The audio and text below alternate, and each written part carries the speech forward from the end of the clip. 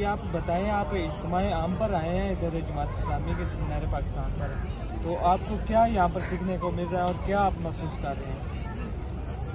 الحمدللہ یہاں پر ایک تو ہم یہ اجتماع کا مقصد یہ ہوتا ہے کہ یہاں پر لوگوں کو بلا کر دینی تربیت کی جائے اور ان میں آگہی پیدا کی جائے.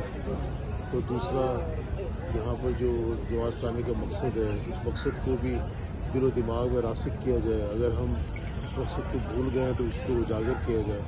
تو یہ مقصد ٹوٹل اس کا مقصد ہوتا ہے دین پر جو نہ سیکھنا بھی ہے اس کو چلانا عمل بھی کرنا ہے. یہ اس کا مقصد ہوتا ہے. تو آپ کو یہاں پر کیا انتظامات کے بارے میں آپ کیا رائے کرتے ہیں؟ دیکھیں سر، بات یہ ہے کہ یہاں پر جو لوگوں کا انتظام تھا، لیکن جب لوگ زیادہ آ جائیں تو زیادہ پرابلم ہوتا ہے. ہمارے گھر میں بھی اگر 2 مہمان آ جائیں تو پتہ چلے 2 گھنٹے بعد 2 اور مہمان آ جائے تو ہم ویسے ہی پریشان ہو جاتے ہیں. یہاں تو لاکھوں کی کہانی ہزاروں کی نہیں ہے، اور خواتین بھی ہیں. ایک ہو نا کہ صرف مرد حضرات ہوں، مگر یہاں خواتین بھی ہیں اور بچے بھی ہیں.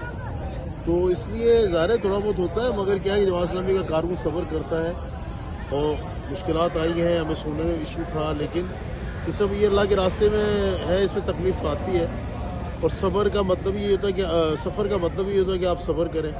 اور جو اجتماع کی جو پریشانی ہے وہ بھی اللہ کے راستے میں ایک قدم ہوتا ہے. اگر ہے تو ہم اس کو برداشت کرتے ہیں. اللہ کا شکر ہے، ہمیں کوئی پریشانی نہیں ہے اور نہ ہم ناخوش ہیں. حافظ نعیم الرحمان کے بارے میں آپ کیا رائے دیں؟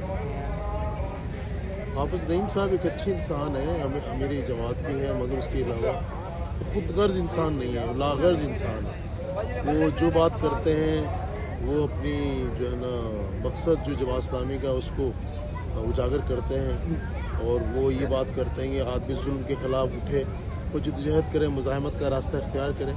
کیونکہ آپ جب تک اٹھو گے نہیں، ظلم سہنا ہی سب سے بڑا ظلم ہوتا ہے. آپ ظلم کے خلاف کھڑے ہو جائیں اور ظالم کو ظالم کہیں تو یہ زیادہ پرابلم ہے. ہمارے یہاں کیا ہوتا ہے، ہم ظلم برداشت کرتے ہیں اور ہم سمجھتے ہیں ہم معصوم ہیں، برداشت کریں، ہمارے قسمت میں یہ لکھا ہے. ایسی بات نہیں ہے. اللہ بھی قرآن فرماتے ہیں جب تک انسان خود اپنی حالت نہیں بدلتا تو پھر جو ہے کوشش نہیں کرتا تو اللہ بھی ان کی حالت نہیں بدلتا.